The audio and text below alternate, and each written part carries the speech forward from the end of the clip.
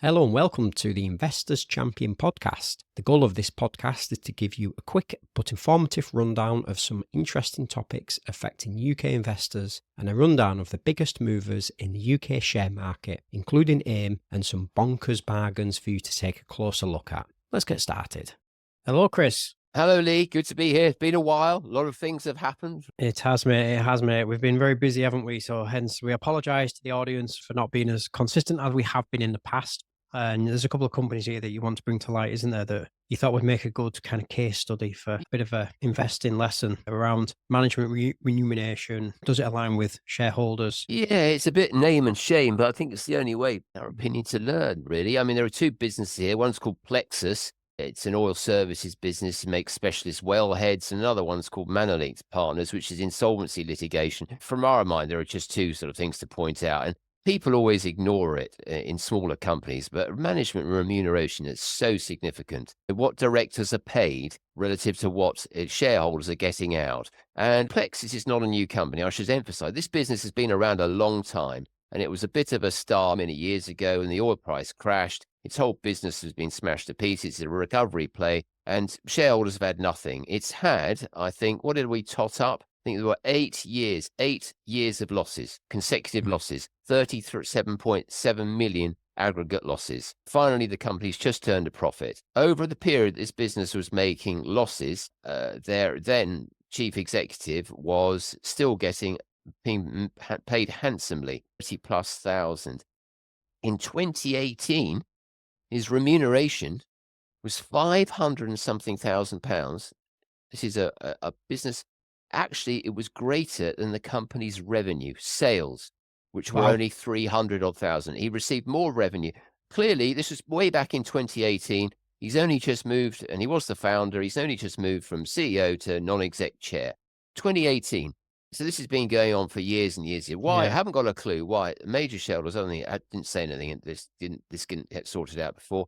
He's moved over to non-exec chair and just received a staggering 881,000. So he got 556,000 compensation for loss of office. This is the nature of the stock market. Sometimes things are all over the place and there's total misalignment. What have shareholders got out? Nothing. They've just had descending share prices. He's moved over to non-exec now. We've got a new CEO who's been in business for a while, who hasn't actually been, I don't think, paid very much over this time. I don't know what he was thinking when he sees the top man receive all this kind of level of pay and it doing so badly. But there we have it. We'll see how it gets on. Hopefully a new future with better shareholder alignment for them. So they're red flags for you then, are they? When you see that type of I've seen it so often. Yeah. I've seen it so often, especially when CEOs get paid for doing deals. They do a deal and the business gets bigger and they get seemingly a bonus for doing the deal. And that goes on. And they're actually making little. If you look into it, there's little progress. There's a deal being done, and they get paid for the deal. The deal hasn't gone very well, but still they get paid. It's totally out of sync. Totally out of sync. And it's ludicrous. Big institutions seem to ignore it. We don't. We think it's crazy, and we have sold out of businesses where we think the director pay is totally out of kilter. It's just something we do. You might be wrong to begin with, but more often than not, we're right eventually. Sooner or later, things come crashing down. Another one, Manolete. This business is profitable in a form, I think now. It's insolvency litigation finance company. So it tries to litigate deals where directors have been at fault. It tries to then litigate against them and seek payment. It goes after, say, the directors of a failed business, and it collects cash. It talks a lot about the gross cash it collects, but then all the cash it collects, it reinvests into funding new cases, yeah? And all this process is going on, and the management get a nice chunk of money as well. So the cases are successful, the cash is raised, everybody gets paid out, but who doesn't get a bean?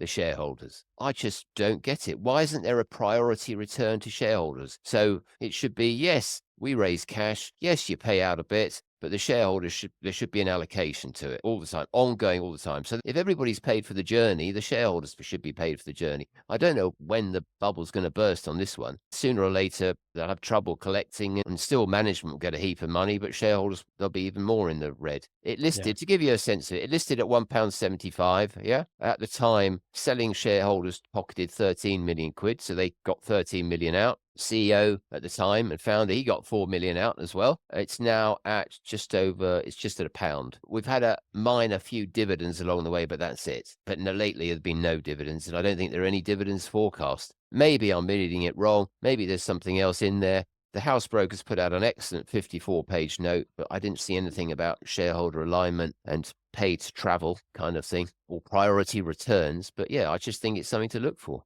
So It's Manolete isn't one that will be going in the IC it's portfolio it's anytime not soon. it's not in our bag.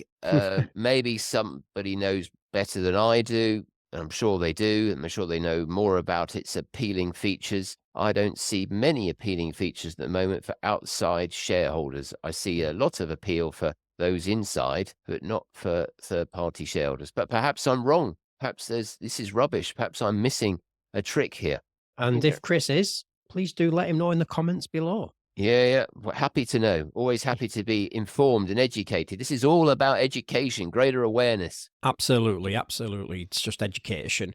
And while we're on the subject of questionable investments, did you see the banana going for $6.2 million? The banana that was taped to the wall. I mean, that's just Totally crazy, isn't it? It's just bonkers, absolutely bonkers. And people in history have always seen catalysts or barometers of when markets have got overheated. In the past, I remember when Japan was building or financing a lot of golf courses in the UK, and it all went crazy. They were paying a fortune for land, building, constructing all these things, and it looked crazy. And sure enough, it was, and the whole thing fell down. We had a massive crash. And is this another barometer? A crypto guru, gentleman in China, has paid 6.2 million for a banana taped to a wall, duct taped to a wall. This is by the Catalan, an Italian artist known for his, wait for it, tongue-in-cheek artwork. You're telling me? he can remove the tape though. He has the permission to remove the tape and replace it with a new banana, doesn't he? He Yeah, but does. you and I could stick a banana to the wall, couldn't we? I don't know if there's Yeah, any copyright. Is there? I don't know. I don't know what the yeah. position is, but yeah. And it was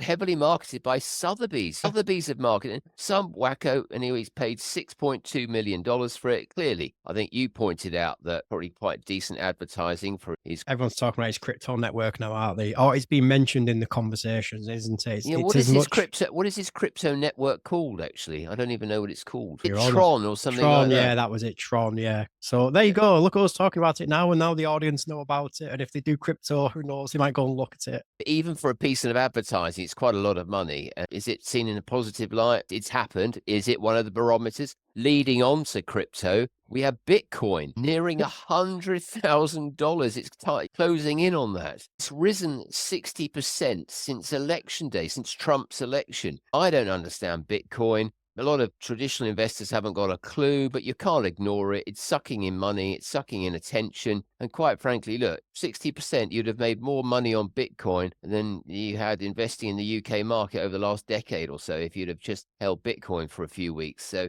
it is a bit crazy. Yeah, and speaking of crazy, the DOJ wants to break up Google or Alphabet, and as holders in both the IC portfolio and fundamental, it'd be really good to get your thoughts on quite big news really for such a big company, and a company that you hold in both the model portfolio and the fundamental portfolio. So yeah, Google, or Alphabet as the listed company's called, it's got the Department of Justice now on its back, and there's been recommendations or suggestions that it wants to break it up because of it calls it an illegal monopoly in online search, spending billions of dollars in deals for carriers and also for device manufacturers like Apple. Google has paid Apple $20 billion to be the default search engine on Apple devices. So this is a lot. This is a big deal. So what do you do in this instance? More stock specifically. What do you do? Do you get out? Our view is, at the moment, it's clearly more serious than people are anticipating. That's why Alphabet stock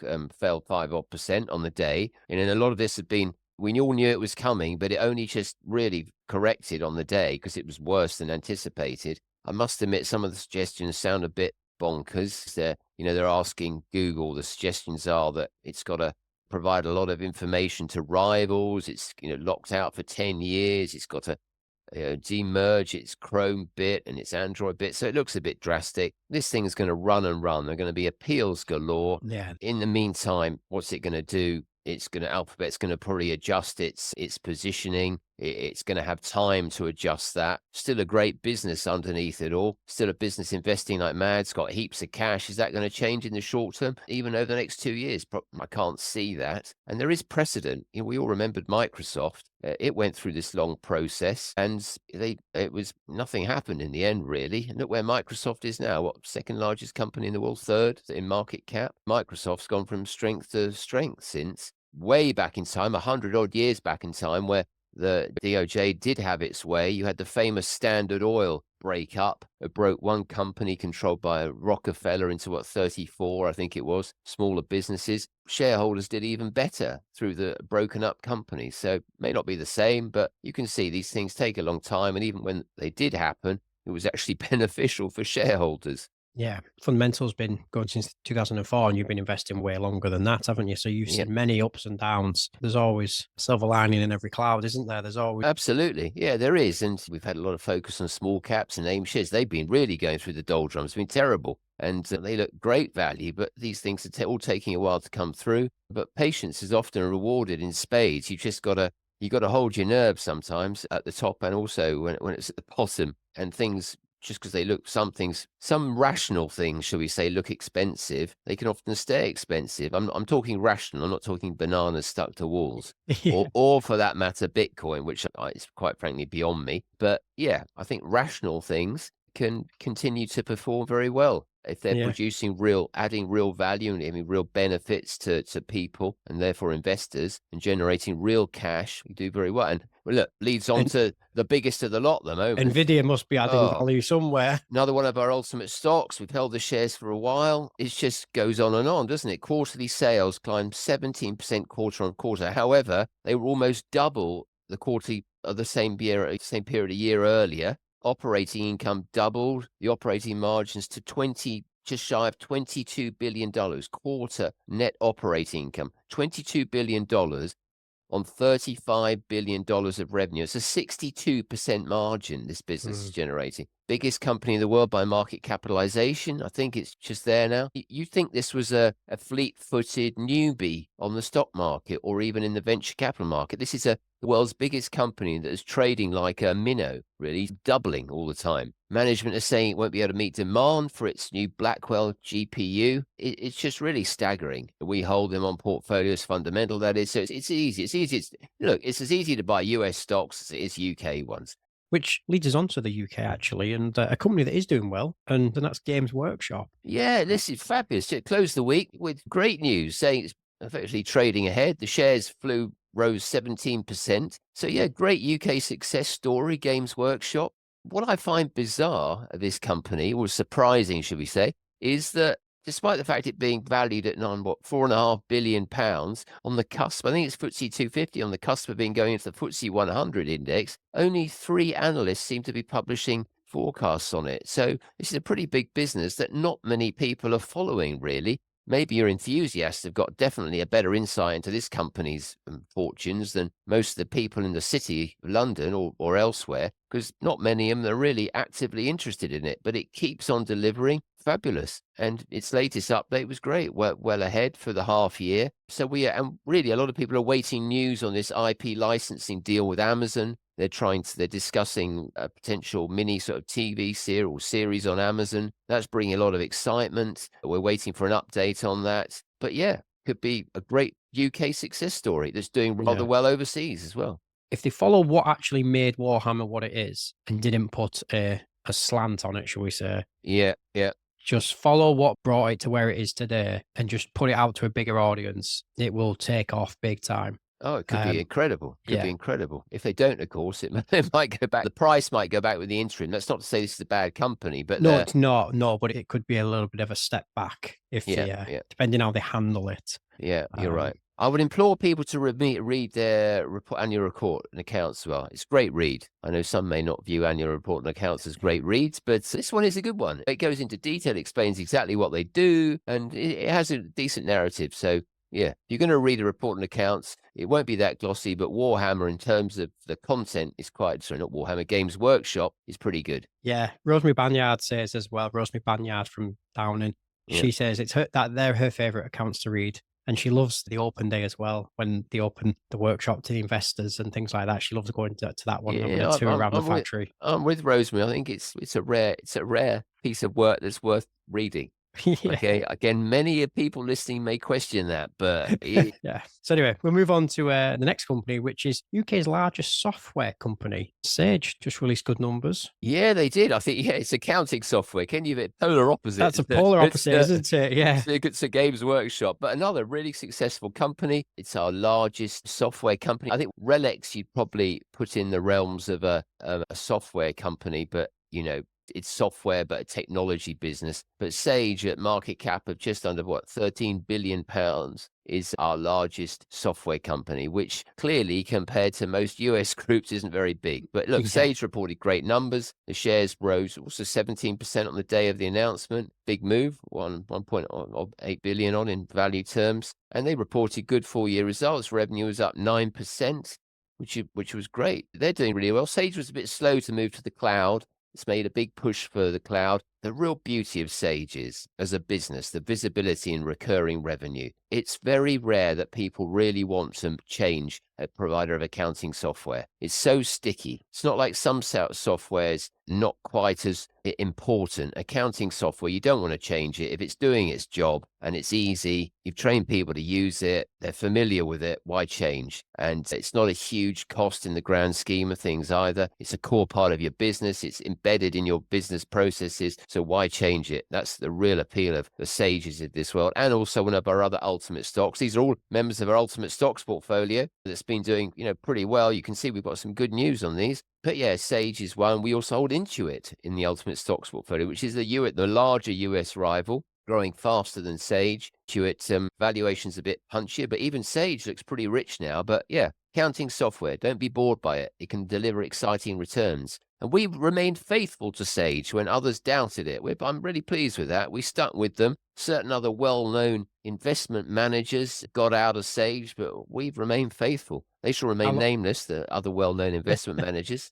When did you get into Sage then? When did you add it to the Oh, portfolio? we've Is it held Sage with Fundamental or is it as just? well. Yeah, we've held it in our Fundamental as well. firms one. We've held it for a while, and in the ultimate stocks have held it since inception, I think, which is Right. going back a good number of years now. Yeah. And it had a rocky period. I remember in the pandemic, we were very keen on it as well. We thought the one businesses were not going to be affected by this is Sage. Clearly, the market sold off everything, but Sage remained pretty robust. So when it had that rocky period, what was it that kind of made you think, no, this company's still good, when the fund manager, who shall not be named, was a little bit more vocal about selling? What was it that? Look, I'm an accountant deep back in history, so I know the appeal of accounting software, and I know there are rivals. We don't actually use their software in our business. We use one of another listed rival software, but I know the stickiness of it. I know the model. I know the difficulty of acquiring customers. So there are relatively few good ones now in the world, big ones, and it's a good business. People doubted. They thought that it had missed a trick a bit by being slow to move to the cloud, but we saw them accelerating. We saw them rolling up their sleeves and making a strong move in that. It took longer. That impacted margins in the short term. But now, look, you're seeing that uptick. That investment of the past is coming good, and long may it continue. And contrary to actually its peer, its rival Intuit, which is, as I said, a big company, it hasn't gone berserk and made some silly deals. And Intuit, look, we still hold those in the portfolio, but we questioned the deal for MailChimp. For MailChimp, yeah. Intuit bought MailChimp at a huge price, massive price. It just looked a bit crazy, didn't quite get it. We're sticking with that as well, because that core fundamental business of Intuit is pretty good, even with challenges on tax reporting in the US. But yeah, this core activity is really strong. And even the economy's doing pretty well, as the US economy has been. More and more companies are formed, more and more companies need accounting software. So it's a play on economic growth as well. So yeah, both nice businesses. Yeah. Should we move on to the small caps? Starting Yeah. off with maybe not a small cap, but still in the small cap space, and that's Jet2. Yeah, AIM's largest company just announced terrific numbers. Really impressed. An update, trading ahead. Yeah, so all good news. Jet2's worth $3 and a bit billion now, so it's Not exactly a small company anymore, but far and above. We think it's a great business. The service proposition's great. Revenue for 6 months to September was up 15% to just over 5 billion. Operating profit up 14%. And the outlook's now rosier. They've got a huge fleet of new Airbuses coming on, which is exciting. So they're discontinuing the old 737s. I think the final 6 737s are going to be leaving this winter 24-25. So it'll all be the new A321neo aircraft, far more fuel efficient, far quieter. Noise footprint is 50% less. Wow. It's great. But the whole business is well invested. They're focused on their team members as well. There's emphasis on that and retaining them wherever possible, which they had to do over the pandemic. And the service is great. The proposition, we've used their services several times. They're really, really good. They make you feel welcome, which isn't the case with some of these other cheaper airlines or the low-cost airlines who offer package holidays as well. EasyJet, I know, is wanting to put more emphasis on its holiday bits and not just flight-only business. Seems to be managing things quite well up to now. Great management team. It's got new bases in Bournemouth and Leeds that are going to come on next year. And it said it's trading ahead. So, yeah, good news. A real success story we should get behind. Wonderful. Is that in the fundamental portfolio as well as the It's been in our fundamental aim champion? it's been in our fundamental aim portfolio for a long time. So, yeah, it's been a big success story. Airlines are notorious for their volatility, but the shares aren't expensive. I'm sticking with it. Yeah. Do you think that the impact of the budget and the national insurance rises will have much of an impact to some of these UK companies, especially these bigger employers with lots of staff? Well, yeah, I mean, every announcement we're seeing now, companies are coming out with the estimate on their bottom line, what it's going to cost them. I mean, Jet2 said it's going to cost, I think, 25 million a year, the employer, the increase in employer national insurance. So 25 million a year on a business that you've just seen for the half year did 700 odd million operating profit. It makes most of its money on this half. The second half is loss making for the seasonality nature of things. Clearly, it's flying most people to warm destinations. But yeah, so 25 million's a hit. That's going to have to be passed on in some form. They'll try and save some through greater efficiency. But at the end of the day, the customer's going to pay in some form, aren't they? That's just the way. The employer's taking the hit, but the customer will pay for it. Shall we move on to Bonkers Bargain? Michelmersh Brick Holdings. Yeah, a brief one. Small company, Michelmersh Brick, specialist brick manufacturer. Clearly, it's been a horrible sector. Everything construction related has been really tough. But Michelmersh, we like it. It's a well-run business, great asset backing, great cash flow, decent balance sheet. And it said it's continued to trading, it's continued to be resilient. The final quarter of its financial year. Yeah, as long as these businesses can hold their ground a bit, and we'll wait for that rebound in construction activity, old Michelmersh, and indeed the other larger brick manufacturers should do very well. But Michelmersh, we think, is a real little gem, and people should have a look at it. One of our bonkers bargains. You can get full details in the Investors Champion, in their reports. And also as well, just for clarification, when someone signs up for the Investors Champion, they also have access to the portfolios that you've mentioned as well. Yeah, mentioned a few times. They do, yeah. Access to the Bonkers Bargain, Stonking Small Caps, and the full IC portfolio, and all the notes, presume all the notes that you update on the companies. Yeah, absolutely. The whole shebang they get. Yeah. There's everything in there. And your updates on the ultimate stocks for income boosters. Fewer updates on our mega trends. We got to produce a new note on the mega trends portfolio. But yeah, regular stuff on the income boosters and the ultimate stocks. Yeah. It's not just about the good, which we've discussed. There's a couple of companies there that, as Chris has said, unless you know something different, a couple of companies to avoid. But should we leave it there, Chris? That was a good run through there. Yeah, we mixed it up a bit, certainly. Yeah, we've been from bananas being taped to walls to companies to avoid and everything in between. Yeah, absolutely. And some great stories in between. Yes, agreed. Brilliant. Thanks, Chris. Thanks very much. Well, that's it for today. Please subscribe as we will once again discuss global events, the UK share market, and some more bonkers bargains for you to take a closer look at. If you want to take a deeper dive into any of these topics and indeed more exciting and interesting companies, then please feel free to visit investorschampion.com to learn more. All the links are just in the show notes just below. Many thanks for listening, and we hope you have a great day.